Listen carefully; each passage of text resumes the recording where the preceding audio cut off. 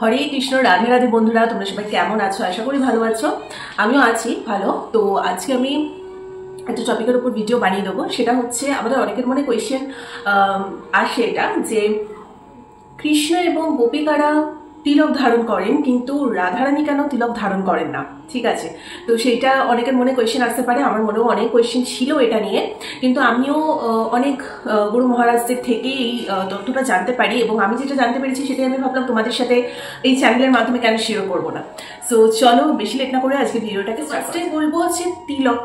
তিলক কিন্তু কোনো সাধারণ চন্দনের গুঁড়ো না, ঠিক আছে। তিলক কিন্তু স্বয়ং রাধারানীর চরণ ধুলি। ঠিক আছে, আমরা যে তিলক ধারণ করে থাকি সেটা কিন্তু রাধারানীর চরণ ধুলি। এবার নিজের চরণ ধুলি নিজে তো কখনো পরা যায় না, তো তাই জন্য রাধারানী পরেন না বা ধারণ করেন না। কিন্তু কৃষ্ণ এবং বাকি গোপিকারা কিন্তু মানে তিলক সেটা কিন্তু ধারণ করে থাকে। তো তিলকটা হচ্ছে রাধারানীর চরণ ধুলি। আশা করি কনসেপ্টটা ক্লিয়ার করতে পেরেছি। এবার আসছি, এটার পিছনে একটা স্টোরি আছে যে হঠাৎ করে কেন রাধারানীর চরণ ধুলি তিলক রূপে কৃষ্ণ কপালে ধারণ করেছিলেন।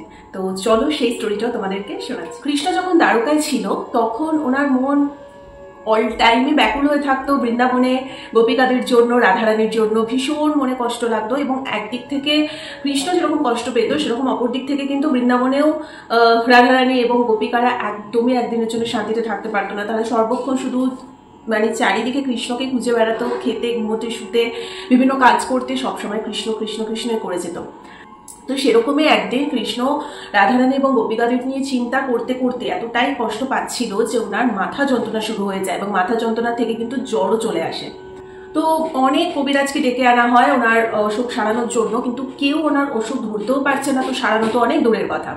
তখন নারদ মুনিকে কৃষ্ণ বলেছিল যে আমার এই অসুখ একমাত্র সারাতে পারে আমার ভক্তরা, যাদের চরণ ধুলে আমার কপালে দিলে আমি সাথে সাথে সুস্থ হয়ে যাব। তখন নারদ মুনিকে বললো তুমিও তো আমার ভক্ত, তাহলে তুমিও তোমার চরণ ধুলে আমার কপালে দিতে পারো। তখন নারদ মুনি ভাবলো যে না না, এটা কি করে সম্ভব? আপনি আমার প্রভু, আমার চরণ ধুলে আমি আপনার কপালে কি করে দেবো? তাহলে তো আমার নরকেও ঠাঁই হবে না, এটা তো পাপ করা হবে, তাই না? তখন উনি আরো সবার কাছে গেল নারদমণি, যে কৃষ্ণের শরীর খারাপ, আপনাদের চরণ ধুলি যদি পাওয়া যায় তাহলে সেটা ধারণের মাধ্যমে ওনার শরীর ঠিক হবে। কিন্তু কেউ দিতে রাজি হচ্ছে না, কারণ সবার মধ্যে কিন্তু ওই পাপের একটা ভয় থাকছে। কারণ উনি যতই হোক উনি একজন মহারাজা, উনি প্রভু, তো সেইভাবে কেউ তো দিতে সাহস পাচ্ছে না। সবাই ওনার ভক্ত ঠিকই, কিন্তু কেউ দিতে সাহস পাচ্ছে না নিজেদের চরণ ধুলি। তখন তো নারদমণি খুব মুশকিলে পড়লো। তখন গিয়ে কৃষ্ণকে বললো যে তুমি এর উপায় বলে দাও, কেউ তো এখানে দিতে চাইছে না দ্বারকায়, তখন আমি কি করব? তখন উনি বললো তাহলে তুমি সোজা বৃন্দাবনে চলে যাও, ওখানে আমার অনেক ভক্তরা আছে, ওদেরকে গিয়ে বলো, আশা করি ওখান থেকে তুমি নিরাশা হয়ে ফিরে আসবে না। তো যেই বলা অমনি নারদমণি চলে গেল বৃন্দাবনে এবং সেখানে গোপিকাদের যখন বললো এবং রাধারানীকে যখন বললো যে কৃষ্ণের ভীষণ শরীর খারাপ, মাথা যন্ত্রণা, জ্বর এসেছে, উনি বললেন ওনার ভক্তদের চরণ ধুলে ওনার কপালে দিলে তবেই উনি সুস্থ হয়ে যাবেন। এটা শোনা মাত্রই গোপিকারা তো ভীষণ, ওনাদের মন প্রচণ্ড ভারাক্রান্ত হয়ে গেল যে হা, কৃষ্ণের এত শরীর খারাপ। ওরা চারিদিক না ভেবেই রাধারানী এবং গোপিকারা ওনাদের চরণ ধুলে দেওয়ার জন্য রাজি হয়ে গেল। তখন নারদমণি বলছে তোমাদের মনে একবারও ভয় যাচ্ছে না যে মানে প্রভুকে তোমরা নিজেদের পায়ের চরণ ধুলি দিতে মানে এতটা কমফোর্টেবল, মানে কোনো ভয় নেই, পাপের কোনো ভয় নেই? তখন ওনারা এতটাই শুদ্ধ ভক্ত, ওনারা বলছে যে আমরা তো কোনো খারাপ কাজের জন্য আমাদের চরণ ধুলি দিচ্ছি না। আমাদের চরণ ধুলি কৃষ্ণের কপালে গেলে যদি উনি সুস্থ হয়ে যায় তাহলে আমাদের এখানে পাপ লাগার কথা না। যদি পাপ লেগেও থাকে, যদি আমাদের নরকেও ঠাঁই হয়, তাতেও রাজি। আমাদের একমাত্র কনসার্ন হচ্ছে ওনার সুস্থতা। তো এখান থেকে একটা জিনিস বোঝা যায় যে ভক্ত এবং ঈশ্বরের মধ্যে এই রকমই অ্যাটাচমেন্ট থাকা দরকার যে পুরোপুরি মানে অত পাপ পূর্ণ কোথায় কি হচ্ছে না হচ্ছে অত কিছু ক্যালকুলেশন করতে থাকলে তো হয়েই গেল।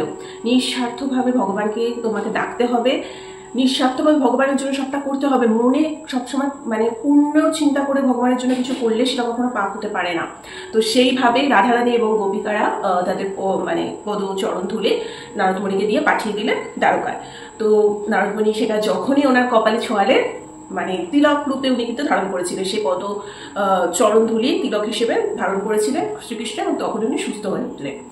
তো এইভাবেই কিন্তু রাধারানীর চরণ ধুলি সেটা আমরা তিলক হিসেবে ধারণ করে থাকি। তো এটা একটা ছোট্ট মানে একটা স্টোরি তোমাদের শোনালাম। আশা করি তোমাদের ভালো লেগেছে। যদি ভালো লেগে থাকে লাইক কমেন্ট শেয়ার সাবস্ক্রাইব করে দিও। আরও এরকম অনেক তথ্য নিয়ে আমি আসবো। আমার খুব ভালো লাগে এই বিষয়গুলো নিয়ে তোমাদের সাথে আলোচনা করতে এবং তোমাদের সাথে ছোটো ছোটো ভিডিও বানিয়ে দিতে। যদি উপকার তোমাদের হয়ে থাকে অবশ্যই তোমরা অন্য কোনো বিষয় যদি ভিডিও মানে দেখতে চাও আমাকে কমেন্ট করো, তার উপরে আমি যতটুকু আমার নলেজ তার উপর বেস করে ভিডিও বানিয়ে দেবো। তো আজকের মতো এখানেই, রাধে রাধে।